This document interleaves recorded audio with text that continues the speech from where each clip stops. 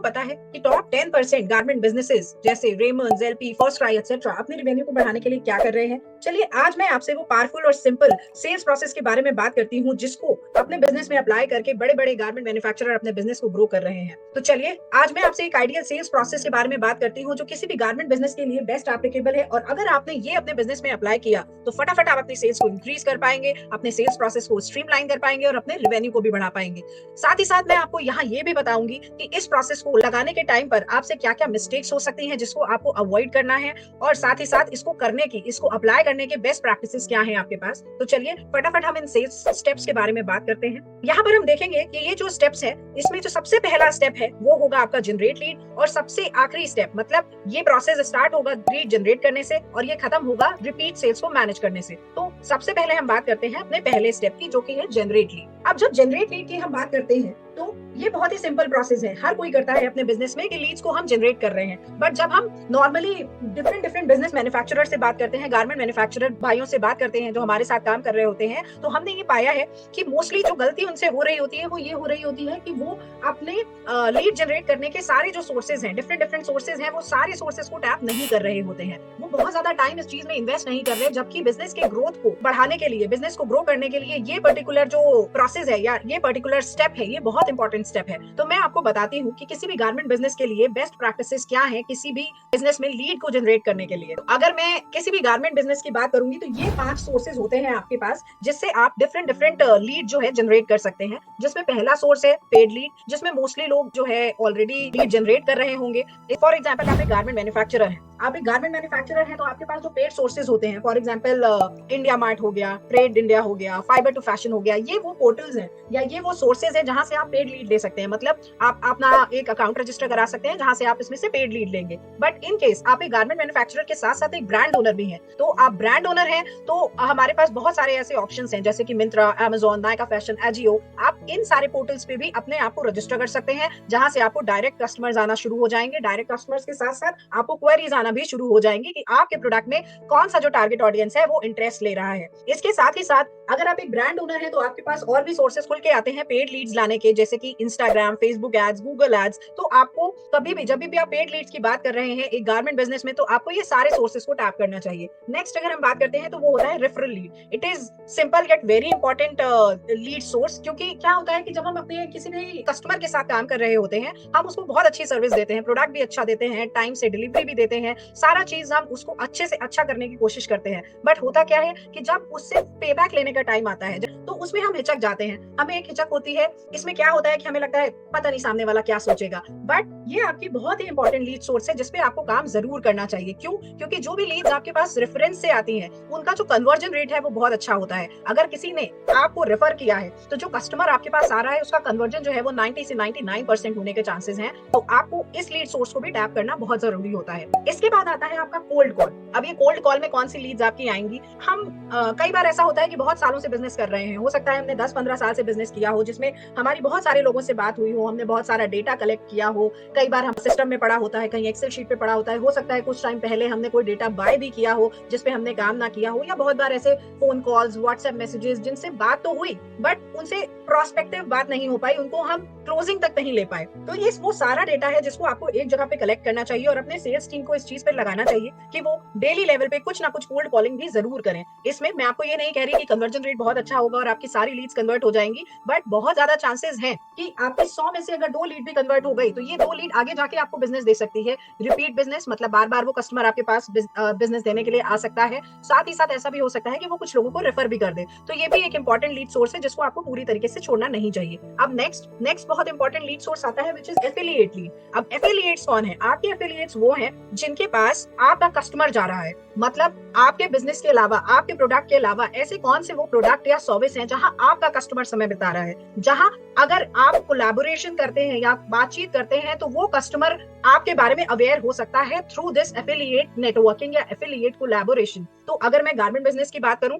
तो आपका जो एफिलिएट लीड्स हो सकती हैं या एफिलिएट सोर्सेज हो सकते हैं, फॉर एग्जांपल आप डिजाइनर क्लोथिंग या फिर फैशन क्लोथिंग की बात कर रहे हैं, आप कोई फैशन क्लोथिंग में डील कर रहे हैं, तो अगर वो फीमेल क्लोथिंग है या वुमेन है तो कुछ ज्वेलरी वेंडर्स हो सकते हैं, डिजाइनर ज्वेलरी वेंडर्स जिनके पास जो कस्टमर जा रहे हैं, अगर अगर आप उनके साथ कोलैबोरेट करें और वो अपने कस्टमर को आपके बारे में बताएं, तो वहां से भी आपको कुछ लीड सोर्स आ सकते हैं। साथ ही साथ आजकल बहुत ज्यादा ट्रेंड जो हो गया है, which is like fashion influencers and lifestyle influencers. मतलब अगर आप सोशल मीडिया पे देखेंगे, इंस्टाग्राम्स पे देखेंगे, तो आजकल बहुत सारे ऐसे इन्फ्लुएंसर्स हैं मार्केट के अंदर जिनको लोग फॉलो कर रहे हैं, जिनको लोग देख रहे हैं, जिनका फैशन, वो क्या पहनते हैं, क्या करते हैं, क्या खाते हैं, उन सारी चीजों में लोग इंटरेस्ट ले रहे हैं, उनको फॉलो करना चाह रहे हैं। So these are the people who are influencers. Fashion हो, लाइफस्टाइल हो, जैसे कि कुछ segments, get ready with me kind of segment, ये सारी चीजें अगर वो इन्फ्लुएंस कर रहे हैं, आप उनके साथ कोलैबोरेशन करते हैं और आपके प्रोडक्ट्स को वो प्रमोट करते हैं, तो वहां से आपको फायदा जरूर होने वाला है। अगर मैं ऑनलाइन की जगह ऑफलाइन की भी बात करूं, तो बहुत बार ऐसा होता है कि एक स्मॉल ग्रुप में, एक सोसाइटी में एक पर्टिकुलर आदमी होता है जिसको लोग फॉलो कर रहे होते हैं, जिसके फैशन को लोग फॉलो कर रहे होते हैं, या वो एक इन्फ्लुएंसर का काम कर रहा होता है। तो आप ये एक आइडेंटिफिकेशन भी कर सकते हैं कि क्या आपके आसपास किसी लोकल, आपके एरिया में, लोकल सोसाइटीज में क्या ऐसा कोई इन्फ्लुएंसर है, कोई ऐसा एसोसिएट है जिसके साथ आप कोलैबोरेट करके इस तरीके की लीड्स को टैप कर सकते हैं, तो आपको जरूर करना चाहिए। इसके बाद वुमेन क्लोथिंग की बात करेंगे, तो बुटीक्स आपके बहुत अच्छे एफिलिएट होते हैं, of fabrics, type of fabrics, ये सारी चीजों को वो प्रमोट कर सकते हैं और आपके बिजनेस को इंक्रीज कर सकते हैं, आपको वहां से लीड्स दे सकते हैं। सिमिलरली वुमेन मेन दोनों में ही आपका कस्टम टेलर शॉप्स जो होते हैं, आपके लोकल कस्टम टेलर शॉप्स जो होते हैं, वो भी आपके लिए एक एफिलिएट की तरह काम कर सकते हैं। और सबसे इंपॉर्टेंट, जिसको आप ऑलरेडी आई बिलीव हर कोई ही टैप कर रहा होगा, which is local and chain retailers. अगर आप एक गारमेंट मैन्युफैक्चरर हैं या फिर आप ब्रांड ओनर भी हैं, दोनों ही केस में जो आपके लोकल और चेन रिटेलर्स हैं, जो आपके प्रोडक्ट्स को अपने पास रख सकते हैं, प्रमोट कर सकते हैं, उनके साथ भी आप कुछ रिलेशनशिप बिल्ड कर सकते हैं। कुछ आप उनके साथ भी इस तरीके का कोलैबोरेशन और बातचीत कर सकते हैं कि अगर वो आपके प्रोडक्ट को प्रमोट करते हैं या वो आपके प्रोडक्ट को कस्टमर को ज्यादा दिखाते हैं, तो उसके लिए उनके पास क्या बेनिफिट्स आ सकते हैं, उनको क्या बेनिफिट हो सकता है। तो आई बिलीव अगर आप इनमें से जो भी मैंने सोर्सेज बताए हैं, इनमें आप सारे ही सोर्सेज पे ध्यान देंगे, तो इसमें से आपको कुछ लीड्स जरूर आएंगी। इसके बाद आप आती है ऑर्गेनिक लीड। ऑर्गेनिक लीड वो है जो खुद चलकर आपके पास आ रही है, मतलब इसमें आपने बहुत ज्यादा एफर्ट नहीं डाला है, बट आपकी सम काइंड ऑफ मार्केटिंग। तो these are the organic people, जैसे कि डायरेक्ट वॉक इन, अपने आप आपके पास जो है कस्टमर आ जाता है, डायरेक्ट मैसेज आपके इंस्टाग्राम, फेसबुक पे डीएम्स पड़े हुए होते हैं, जिन्होंने आपसे क्वेरी की होती है, डायरेक्ट फोन कॉल आ गया आपके पास, या फिर सीटीए रिस्पॉन्स। फॉर एग्जाम्पल, आपने कोई इंस्टाग्राम पे रील डाली है, या इंस्टाग्राम पे कोई पोस्ट डाला है, या आपने फेसबुक पे कोई पोस्ट डाला है और वहां से आपको रिस्पॉन्स में कोई कॉमेंट आया है आपके प्रोडक्ट की क्वेरी के लिए, तो these are those organic leads जिनको आपको बिल्कुल नहीं छोड़ना चाहिए। क्यों? क्योंकि वो ऑलरेडी इंटरेस्टेड है, तभी वो आपके पास आए हैं। So these are the 5 sources जिनको आप एक गारमेंट मैन्युफैक्चरर हैं तो टैप कर सकते हैं, और हर सोर्स को आपको टैप करना चाहिए, सो दैट आप ज्यादा से ज्यादा लीड्स ला सकें और ज्यादा से ज्यादा बिजनेस को ग्रो कर सकें। इसके बाद जो आपका नेक्स्ट इंपॉर्टेंट स्टेप आता है, वो आता है मैनेज लीड। अब ये मैनेज लीड में क्या होता है कि आपने लीड्स तो कलेक्ट कर ली, लीड्स आ गई आपके पास, काफी लीड्स हैं, बट आपको यहाँ पे कोऑर्डिनेटर की जरूरत पड़ेगी। यहाँ पर हमें सेल्स कोऑर्डिनेटर की जरूरत क्यों पड़ेगी? क्यों? क्योंकि ये वो आदमी है जो आपके हर लीड का हिसाब रखेगा। वरना क्या होगा कि आपके पास लीड्स तो आई, बट वो हमेशा की तरह कभी कोई व्हाट्सएप पे पड़ा है, कोई फोन आया और फोन पे ही रह गया, आपके पोर्टल्स में लीड्स पड़े हैं और उस लीड का हिसाब किताब नहीं हो पा रहा। तो इससे क्या होगा कि आपका लीड लीकेज होना शुरू हो जाएगा। तो ये जो आपका सेल्स कोऑर्डिनेटर है, ये आपकी लीड्स को मैनेज करने के लिए काम करेगा, उनको एक जगह पे कलेक्ट करेगा। एक जगह पे कलेक्ट करने के साथ साथ वो लीड्स किसको एलोकेट करनी है, उसमें क्या चल रहा है, क्या बातचीत हो रही है, ये सारी इंफॉर्मेशन इस कोऑर्डिनेटर को होनी चाहिए। मतलब ये आपका वो आदमी है जिससे मैं अगर आपके बिजनेस में, आपके ऑफिस में आके पूछूं कि हाँ भाई इस लीड का क्या चल रहा है, तो उसके पास इस बात का एग्जैक्ट आंसर होना चाहिए। क्योंकि इसमें क्या है कि आपका लीड मिस होने का चांसेस बहुत ज्यादा बढ़ जाता है। अगर आपको इसको और अच्छी तरीके से समझना है, तो इसके लिए आपको लीड मैनेजमेंट सिस्टम अपने बिजनेस में क्रिएट करना पड़ेगा। और इस लीड मैनेजमेंट सिस्टम को क्रिएट करने के लिए अगर आपको हेल्प चाहिए, तो हमने इस पे एक वीडियो भी बनाया हुआ है, जिसका डिटेल्स आपको स्क्रीन पे दिख रहा होगा, आपको डिस्क्रिप्शन में भी दिख जाएगा, तो आप वहां जाके इस वीडियो को देख सकते हैं। इसके बाद जो आपका नेक्स्ट स्टेप आता है, वो आता है कॉन्टैक्ट लीड। कॉन्टैक्ट लीड आपका बहुत इंपॉर्टेंट स्टेप है, क्योंकि जब आपके जो सेल्स कोऑर्डिनेटर है उसने लीड को अलॉट कर दिया, फॉर एग्जांपल मेरे पास 4 सेल्स पर्सन है, आज मेरे पास 3 नई लीड आई थी और मेरे सेल्स पर्सन ने सारी लीड्स अलॉट कर दी। अब सेल्स कोऑर्डिनेटर का काम यहाँ पे खत्म नहीं हो जाता है। सेल्स कोऑर्डिनेटर का काम यहाँ पर और आता है कि वो इस चीज का ध्यान रखे कि जो लीड्स अलॉट हुई हैं उन पे फर्स्ट पॉइंट ऑफ कांटेक्ट हुआ है या नहीं हुआ है। ऐसा बिल्कुल नहीं होना चाहिए कि आपके पास फ्रेश लीड मॉर्निंग में आई और वो इवनिंग तक पड़ी हुई है और किसी ने उस पर बात नहीं की, या अभी लीड आई और 3 घंटे तक उस पर किसी ने कांटेक्ट नहीं किया। क्योंकि जो बेस्ट प्रैक्टिस है इस चीज को करने की, वो ये कि आपके पास जो भी कोल्ड लीड आ रही है उसको आपको विद इन 5 मिनट्स कनेक्ट करना है। मतलब अगर आपने 5 मिनट्स के अंदर उस लीड को कनेक्ट नहीं किया, तो उस लीड का आपके पास से डाइवर्ट होने का चांसेस जो है वो बहुत ज्यादा बढ़ जाता है। हार्वर्ड का डेटा भी यही कहता है कि जो भी लीड्स आपके पास आ रही हैं उसको आपको विद इन 5 मिनट्स कनेक्ट करना है, तभी वो लीड के कन्वर्जन के चांसेस बढ़ते हैं। और जैसे जैसे ये लीड का टाइम 20 मिनट्स 30 मिनट्स 1 आवर होता जाएगा, उसका कन्वर्जन रेट कम होता जाएगा। रीजन, क्योंकि जिस समय उसने आपके पास लीड डाली है उस समय उसका हॉट इशू यही है, क्योंकि उसके पास ये रिक्वायरमेंट, ये क्वेरी उसी समय उसके दिमाग में आई है। लेकिन जैसे ही आपने टाइम लगाया उस लीड से बात करने का, उस लीड को कॉल करने का, तो क्या होगा कि उसकी जिंदगी में और 10 इंपॉर्टेंट चीजें हैं जो उसको याद आ जाएंगी, जो उसके काम में आ जाएंगी, जो उसके प्रायोरिटी लिस्ट में आ जाएंगी, और आपसे बात करने की जो प्रायोरिटी है वो नीचे चली जाएगी। तो it is very important to connect the lead with in the time. ठीक है, अब इसके बाद जो नेक्स्ट स्टेप आपका आता है वो आता है क्वालिफाइंग। क्वालिफाई का मतलब हुआ कि आपको पता होना चाहिए, आपके पास कुछ ऐसे फिल्टर्स होने चाहिए, कुछ जिससे आप ये समझ पाए कि ये पर्टिकुलर कस्टमर जिससे आपका सेल्स पर्सन बात कर रहा है वो आपका आइडियल कस्टमर है या नहीं। इसके लिए एज अ बिजनेस ओनर आपकी रिस्पॉन्सिबिलिटी है कि आप अपने सेल्स पर्सन को एक आइडियल सेल्स प्रोफाइल, एक आइडियल कस्टमर प्रोफाइल बनाकर दें कि जो पर्टिकुलर आपका प्रोडक्ट है उस पर्टिकुलर प्रोडक्ट के लिए आइडियल पर्सन कौन है, आइडियल कस्टमर कौन है। फॉर एग्जाम्पल, अगर आप एक फैशन ब्रांड में डील कर रहे हैं तो जो फैशन ब्रांड में आप डील कर रहे हैं उस फैशन ब्रांड को लेने के लिए आपका एक पर्टिकुलर एज ग्रुप होगा, एक पर्टिकुलर लोकेशन होगी। जैसे अगर आप ऑनलाइन हैंडल कर रहे हैं तो उसमें लोकेशन मैटर नहीं करता, बट अगर आप लोकल में हैंडल कर रहे हैं, आपके आसपास में देख रहे हैं, तो एक पर्टिकुलर लोकेशन होगी जहां पर आप जो है ज्यादा से ज्यादा टैप करेंगे, ज्यादा से ज्यादा आपका कस्टमर होगा। एक एज ग्रुप होगा, फॉर एग्जांपल अगर मैं बहुत ज्यादा फैशन क्लोथिंग में डील कर रही हूँ तो मैं 45-50 प्लस लोगों के पास ज्यादा नहीं जाऊंगी, क्योंकि इस एज पर आते आते लोग जो है फैशन क्लोथिंग की जगह कुछ सोफिस्टिकेटेड क्लोथिंग और फॉर्मल क्लोथिंग पे ज्यादा रिलाई करते हैं। तो इस तरीके से आपको अपने जो सेल्स पर्सन है उसको आइडियल कस्टमर प्रोफाइल, आपका आइडियल कस्टमर कौन है उसका एक प्रोफाइल बना के देना पड़ता है, सो दैट वो जो है इस काम को अच्छी तरीके से कर पाए और अच्छी तरीके से वो इस चीज को समझ पाए कि उसको किससे बात करनी है और किससे बात नहीं करनी है। क्यों? क्योंकि अगर आपका सेल्स पर्सन गलत आदमी से बात कर रहा है तो एक उसका मोटिवेशन डाउन हो जाएगा। मोटिवेशन डाउन ऐसे होगा कि वो बात करता जा रहा है और लीड कन्वर्ट नहीं हो रही है। सिमिलरली आपका जो सिस्टम का जो आपका एफिशिएंसी है वो भी लो होता जाएगा। तो इसलिए आपको इस चीज पे पूरा ध्यान देना है कि आपका जो सेल्स पर्सन है वो सही आदमी से बात करे। तो यहाँ पर मैं आपको एक फाइल भी दे दूंगी जिसमें अगर आप B2B बिजनेस ओनर हैं या फिर आप B2C बिजनेस ओनर हैं तो उस केस में आप इस चीज को डिसाइड कर सकते हैं कि as a B2B business owner मेरा आइडियल कस्टमर कौन हो सकता है, उसकी कंपनी साइज क्या होगा, किस लोकेशन में वो डील कर रहा है, डिसीजन मेकिंग डिपार्टमेंट क्या है, डिसीजन मेकर पर्सन कौन है, कितने number of employees, business type of किस तरीके के टाइप ऑफ गवर्नमेंट में वो डील करता है। सिमिलरली अगर आप B2C बिजनेस में डील कर रहे हैं या B2C कस्टमर के साथ बात कर रहे हैं तो उसका एज क्या होगा, जेंडर क्या होगा, लोकेशन, मैरिटल स्टेटस, एजुकेशन, मतलब जरूरी नहीं है कि ये सारी चीजें ही आपके लिए मैटर करें, बट जो चीजें आपके लिए मैटर कर रही हैं उन चीजों को ध्यान में रखते हुए आप अपना एक आइडियल कस्टमर प्रोफाइल बना सकते हैं। आप लोगों के लिए हमने एक ट्रेनिंग भी बनाई हुई है 45 मिनट्स की ऑटो पायलट मैनेजमेंट की, तो अगर आप अपने बिजनेस को ऑटो पायलट पे ले जाना चाहते हो तो उसका भी लिंक आपको डिस्क्रिप्शन में मिल जाएगा। इसके बाद कुछ बेस्ट प्रैक्टिसेस होती हैं अपने आइडियल कस्टमर को पहचानने की, तो उसके लिए हमने यहाँ पर एक म्यूटेंट एक आपको स्ट्रैटेजी दी हुई है जिसके हेल्प से आप ये पता कर सकते हैं कि आपका ये कस्टमर जो है वो आपके साथ बिजनेस करेगा या नहीं करेगा। इसके लिए फॉर एग्जाम्पल हम देखते हैं कि म्यूटेंट में M, अगर आपके जिससे आप बात कर रहे हैं उसके पास पैसा नहीं है, अगर उसके पास पैसा नहीं है तो वो आपको बिजनेस नहीं देगा। तो आपके सेल्स पर्सन के पास ये कैपेबिलिटी होनी चाहिए उससे ये पूछने की कि उस पर्टिकुलर कस्टमर का बजट क्या है। सिमिलरली अगर उसकी अर्जेंसी नहीं है तो वो आपके साथ बिजनेस अभी आपको नहीं देगा। जरूरी नहीं है कि वो आपका सेल्स क्लोज कर दे। फॉर एग्जाम्पल अगर मैं इसका एक एग्जाम्पल लेती हूँ कि आप एक वेडिंग ड्रेसेस और वेडिंग लहंगास में डील करते हैं, बट आपके पास कोई पर्सन आता है, कोई फीमेल आती है और आपके साथ ये लहंगास देखती है, बट अगर आप उससे ये नहीं पूछेंगे कि उसकी शादी कब है, आउट स्टेशन है या लोकल है, या फिर वो आजकल जैसे बहुत ज्यादा ट्रेंड है डेस्टिनेशन वेडिंग का, अगर आपने उनसे ये चीजें नहीं पूछी तो हो सकता है कि जो कस्टमर आपके पास आया उसकी भी शादी ही ना हो या शादी उसकी 6 महीने बाद हो या वो अगले साल प्लान कर रही हो, वो सिर्फ आपके साथ एक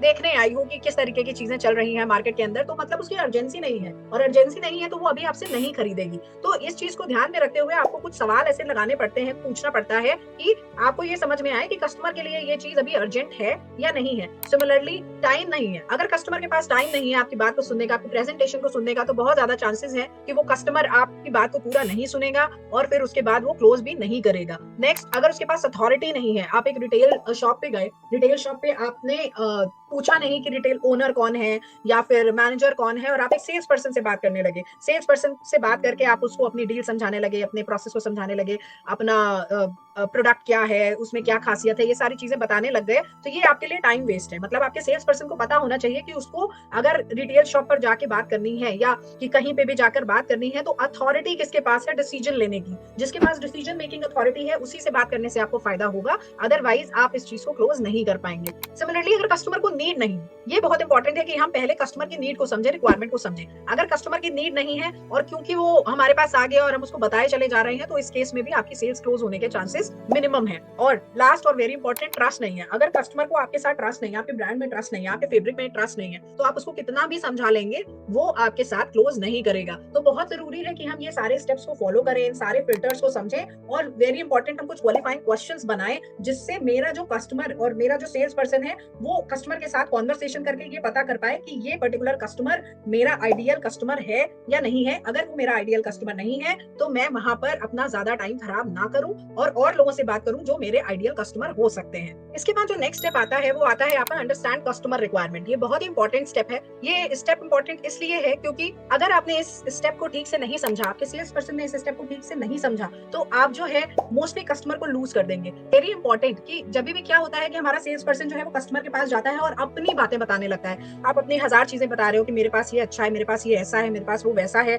ये फैब्रिक ऐसा है, इसका यूएसपी ये है, इसमें ये चीज है, इसमें वो चीज है, बट कस्टमर को उससे मतलब नहीं है। कस्टमर को आपका प्रोडक्ट या सर्विस में इंटरेस्ट नहीं है। कस्टमर को अपनी रिक्वायरमेंट, अपने इशू में इंटरेस्ट है कि उसकी क्या रिक्वायरमेंट है, उसका क्या इशू है। और अगर आपने पहले उसकी रिक्वायरमेंट, उसके इशू को नहीं समझा, तो उस केस में आप जो है कस्टमर को क्लोज नहीं कर पाएंगे। तो इसके लिए आपके पास बेस्ट प्रैक्टिस क्या है? आपके पास बेस्ट प्रैक्टिस ये है कि आप कस्टमर की रिक्वायरमेंट क्वेश्चंस पूछें। बहुत बार ऐसा होता है कि हम जब कस्टमर के पास जाते हैं, मोस्टली हमारे जो आइडियल कस्टमर होते हैं उनकी रिक्वायरमेंट एक ही तरीके की होती है। आपके कुछ 10 रिक्वायरमेंट्स ऐसे होंगे, अगर आप उसकी लिस्टिंग कर लेंगे तो आपको समझ में आएगा कि मोस्टली हर कस्टमर जो मेरे पास आ रहा है वो इसी रिक्वायरमेंट के लिए आ रहा है। 2-4 चीजें ऐसी हो सकती हैं जो अदल बदल के चेंज हो जाएं, बट मोस्टली 90% ये चीजें सेम होती हैं। तो क्या इंपॉर्टेंट है आपके लिए कि आप अपने सेल्स पर्सन को ये सिखाएं कि जिस भी कस्टमर के पास वो जा रहा है वो उस कस्टमर की पहले सारी रिक्वायरमेंट्स को गैदर करे। रिक्वायरमेंट्स को गैदर करके आप उसकी लिस्ट बनाएं कि ये पहली रिक्वायरमेंट उसकी क्या थी, दूसरी कस्टमर की रिक्वायरमेंट क्या थी, तीसरी कस्टमर रिक्वायरमेंट क्या है। मैं आपसे ये नहीं कह रही हूँ कि इस चीज के लिए आपको पेन पेपर लगा के बनाना पड़ेगा। अगर आप किसी मीटिंग में जा रहे हैं तो आप ये चीज नहीं कर पाएंगे ऑब्वियसली,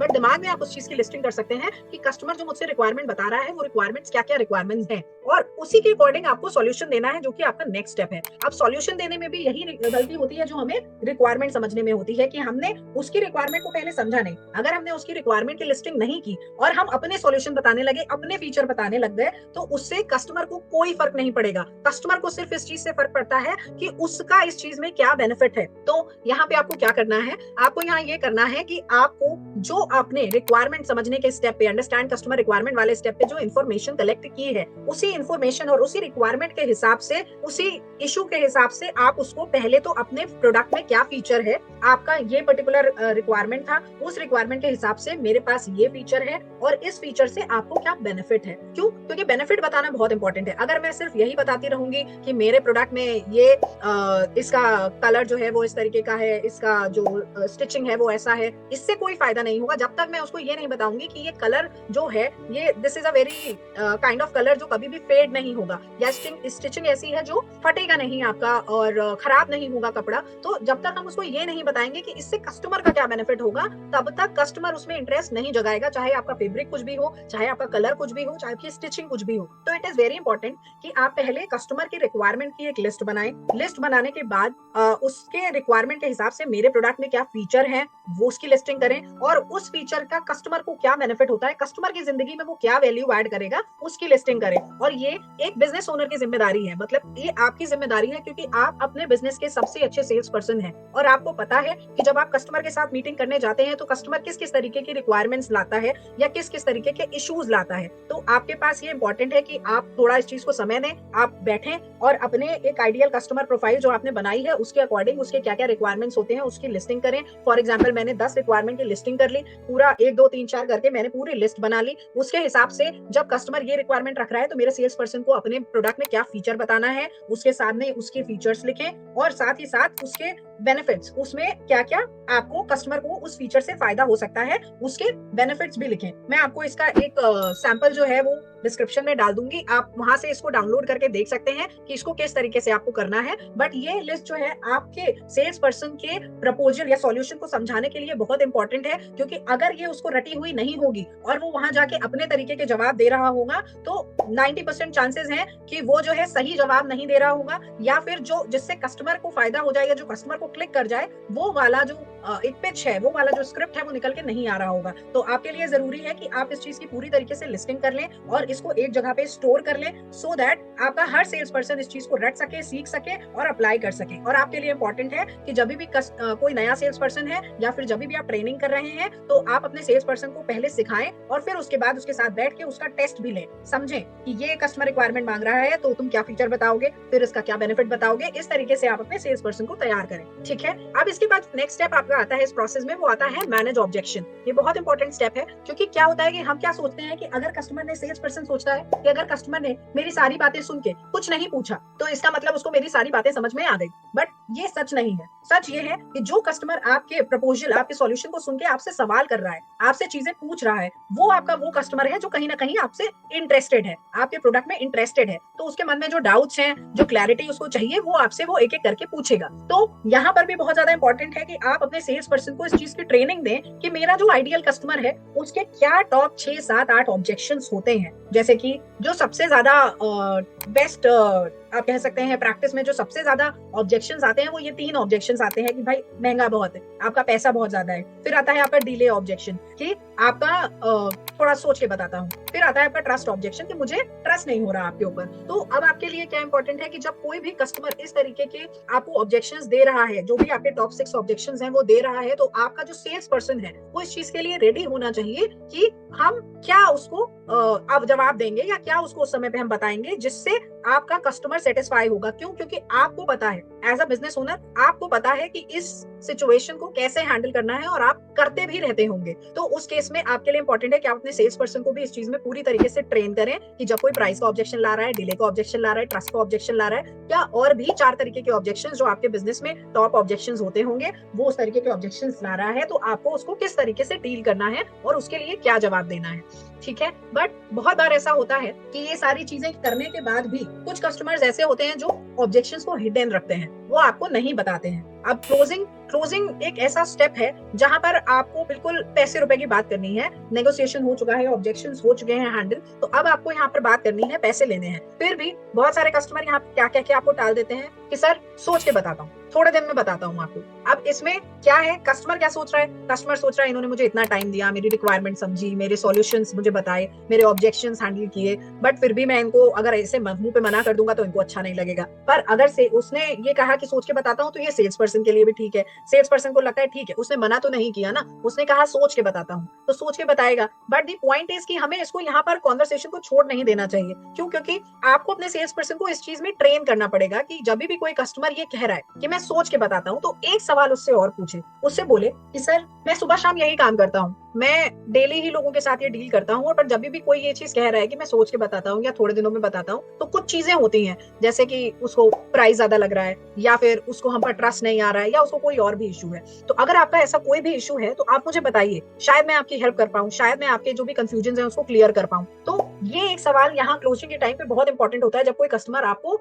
डिले कर रहा है, क्योंकि अगर आप इस तरीके के सवाल वहां पे पूछेंगे तो 95% चांसेस है कि आपका जो कस्टमर उसके जो हिडन ऑब्जेक्शन है उसको बाहर निकालेगा और आपको वो चीजें वो बता देगा और आप उसको हैंडल करके क्लोजिंग की तरफ ले जा सकते हैं। फिर भी इन केस इतना करने के बाद भी वो कस्टमर आपका क्लोज नहीं हुआ, तो अगर वो कस्टमर आपका क्लोज नहीं हुआ तो आपको फिर जो करना है वो जाना है अपने फॉलो अप स्टेप पे। अब इसमें क्या होता है कि मैंने इतनी मेहनत की है पीछे, मैंने उसके रिक्वायरमेंट्स को समझा है, उसको सॉल्यूशन बताया, उसके ऑब्जेक्शंस को हैंडल किया, क्लोजिंग की बात की, बट फिर मैंने क्या किया, उसको छोड़ दिया। आपका सेल्स पर्सन दूसरे आदमी के साथ लग गया, दूसरे कस्टमर के साथ लग गया, और जो वो फॉलो अप वहां पर कर रहा था या जो फॉलो अप उसको वहां पर करना चाहिए था उसको उसने ठीक तरीके से नहीं किया और वहां पे उसको छोड़ दिया। तो आपको क्या करना है, कोई भी जो आपके लीड है, जो प्रोस्पेक्ट बनी, जो क्लोजिंग तक पहुंची, जिसको मैंने ऑब्जेक्शंस बताए, उसका आपको एक फॉलो अप सीक्वेंस बनाना है। आपको पूरा फॉलो अप डिफाइन प्रोसेस बनाना है जिसमें इट इज वेरी इंपॉर्टेंट कि उसमें आपके सेल्स पर्सन को पता हो कि किस फ्रीक्वेंसी में उसको अपने कस्टमर के साथ कॉल करना है। 2 दिन में कॉल करना है, 5 दिन में कॉल करना है, 7 दिन में कॉल करना है, कितनी बार कॉल करना है या मैसेज करना है, व्हाट्सएप करना है, मतलब क्या करना है। मीडियम बहुत इंपॉर्टेंट है। कभी आपने ईमेल डालना है या आपको व्हाट्सएप करना है या आपको सिंपल मैसेज करना है, सिंपल कॉल करना है। ये सारी चीजें आपके फॉलो अप प्रोसेस में डिफाइन होनी चाहिए। सिमिलरली आपके मैसेज का कंटेंट भी डिफाइन होना चाहिए। क्यों? क्योंकि हर एक कस्टमर जो आपके पास आया है उसके पास एक स्टैंडर्डाइज मैसेज जाना चाहिए फॉलो अप के टाइम पे, चाहे वो कॉलिंग की स्क्रिप्ट हो या फिर वो व्हाट्सएप या ईमेल की स्क्रिप्ट हो या ईमेल का मैसेज हो। ये जो प्रोसेस होना चाहिए वो डिफाइंड प्रोसेस होना चाहिए कि हर आदमी के पास सेम ही तरीके की बात पहुंच रही है, कॉल पे सेम ही तरीके की बात हो रही है, सेम ही तरीके का मैसेज पहुंच रहा है। क्यों? क्योंकि ये जो आप मैसेज बनाएंगे या स्क्रिप्ट बनाएंगे ये डिफाइंड होगी, ये एक आपने रिफाइन की होगी, 100 लोगों से बात करके आपने ये चीज निकाली होगी कि इस तरीके से फॉलो अप लिया जाए तो कन्वर्जन रेट ज्यादा होता है। पर अगर आप अपने सेल्स पर्सन को ये चीज नहीं देंगे तो वो अपनी तरीके से फॉलो अप करेगा, अपनी बुद्धिमत्ता के हिसाब से, अपनी कैपेबिलिटी के हिसाब से करेगा। तो उसमें क्या होगा, कई बार वो फॉलो अप का प्रोसेस सही भी हो जाएगा बट बहुत बार ऐसा होगा कि वो फॉलो अप ठीक से नहीं कर पाएगा। तो ये एक इंपॉर्टेंट प्रोसेस है जिसको आपको जरूर अपने बिजनेस में डिफाइन करना चाहिए। इसके बाद जो नेक्स्ट स्टेप आपका आता है वो आता है नर्चर। इसमें क्या होता है कि अब यहाँ तक जो भी लीड आई और फॉलो अप करने के बाद भी उसने हमें नहीं लिया तो उस लीड को भी हमें छोड़ना नहीं है। उस लीड को हम क्या करते हैं, हम छोड़ देते हैं, फिर हम उससे दोबारा कभी बात नहीं करते। इससे क्या होता है कि हो सकता है कि म्यूटेंट में उसके पास आज मनी पैसा ना हो, ट्रस्ट ना हो, या फिर उसके पास आज जरूरत ना हो, टाइम ना हो, बट ये तो हो सकता है कि आगे आने वाले 2 महीने में, 6 महीने में उसके पास वो पैसा हो या फिर वो टाइम हो या फिर आपके ऊपर उसको ट्रस्ट आ गया हो और आपके साथ वो काम करना चाहे। तो अगर आपने वो लिंक तोड़ दिया तो उसके पास से भी वो चीज फेड अवे हो जाएगी, वो भी आपके बारे में फिर नहीं सोचेगा, आपको काउंट नहीं करेगा। बट इन केस आपने इसकी जो बेस्ट प्रैक्टिस होती है कि हम उससे कनेक्टेड रहे, हम उसको इंडस्ट्री से रिलेटेड कुछ मैसेजेस भेजते रहे, नया ट्रेंड क्या आ रहा है या नया फैशन क्या है मार्केट के अंदर, किस तरीके के क्लोथिंग आजकल मार्केट में चल रहे हैं, सीजन चेंज हुआ है तो इस विंटर सीजन क्या नया है, इस समर सीजन क्या नया है, कहाँ पर आपको क्या बेटर मिल सकता है, इस तरीके के अगर आप मैसेजेस उनको भेजते रहेंगे, कुछ ट्रेनिंग के मैसेजेस भेजते रहेंगे तो इससे क्या होगा कि आपका लिंक उनके साथ बना रहेगा और वन फाइन डे जब उनको आपकी जरूरत होगी या उनको लगेगा कि वो आपके साथ अब काम कर सकते हैं तो वो आपके पास लौट के आएंगे और लौट के आके आपको बिजनेस दे सकते हैं। तो ये बहुत इंपॉर्टेंट है। और अगर इन केस वो आपके पास खुद नहीं आते तो क्योंकि आप उनको नर्चर कर रहे हैं और उनकी आपकी एक अच्छी इमेज उनके दिमाग में है तो हो सकता है वो आगे किसी और को आपको रेफर भी कर दे जो आपको बिजनेस दे दे। तो आपको ये प्रैक्टिस चालू रखनी चाहिए। इससे कुछ नहीं होता तो कम से कम आपकी अवेयरनेस तो मार्केट में बढ़ती ही है। इसके बाद जो लास्ट प्रोसेस हमारा आता है वो आता है मैनेज रिपीट सेल्स। अब रिपीट सेल्स क्या है, जैसे कि मैंने शुरू में भी आपको बताया था, रेफरल के टाइम पे जो होता है वही रिपीट के टाइम पे भी होता है कि हमने अच्छा बिजनेस तो दे दिया, अच्छा प्रोडक्ट दे दिया, टाइम से डिलीवरी कर दी, सारा कुछ हमने टाइमली किया, अच्छा किया, बेस्ट प्रैक्टिस हमने फॉलो की, बट एक बार बिजनेस जब उसने कस्टमर ने मुझे दे दिया उसके बाद मैंने उससे फॉलो अप करना छोड़ दिया। मैं क्या होता है कि मोस्टली बिजनेस ओनर से जब बात करती हूँ तो उसमें मैक्सिमम मुझसे ये कहते हैं कि मैडम जिसने एक बार मेरे साथ काम कर लिया वो मेरे पास ही वापस आता है, मेरे साथ ही काम करता है, मुझे बिजनेस देता रहता है। बट उन्हीं बिजनेस ओनर्स का जब मैं रिपीट ट्रैकर बनाती हूँ तो पता चलता है कि 60% कस्टमर है जो रिपीट नहीं आया, जिसने 2 बार बिजनेस दिया फिर 6 महीने से काम नहीं किया, जिसने 3 बार बिजनेस दिया फिर 3 महीने से मुझे कोई बिजनेस नहीं दिया। और क्योंकि हमारा इस डेटा पर ध्यान नहीं है, इस डेटा को हम अवॉइड कर रहे हैं, तो हमारे पास ये कैपेबिलिटी भी नहीं होती है कि हम उनको कॉल बैक करके पूछें कि सर आपने मुझे ये बिजनेस नहीं दिया या आपका 2 महीने से ऑर्डर नहीं दिया तो क्या कोई प्रॉब्लम है, आपको कोई इश्यू है, कोई चैलेंज आ रहा है। तो it is very important to maintain the relationship with the existing customer. क्यों? क्योंकि ये आपका वो बिजनेस है जो लगातार आता रहेगा, मतलब ये आपके बिजनेस की ग्रोथ में बहुत बड़ा कंट्रीब्यूशन है। क्यों? क्योंकि अगर ये वो मेजर चंक है जिसने आपको बिजनेस देना बंद कर दिया तो आपको उतने ही नए कस्टमर बनाने पड़ जाएंगे। तो आपकी बेस्ट प्रैक्टिस इसमें क्या है कि आप अपने जो रिपीट कस्टमर हैं उनके साथ रिलेशनशिप्स को मेंटेन करें, उनके साथ time to time follow up करते रहें, एक ट्रैकर बनाएं जिस ट्रैकर की हेल्प से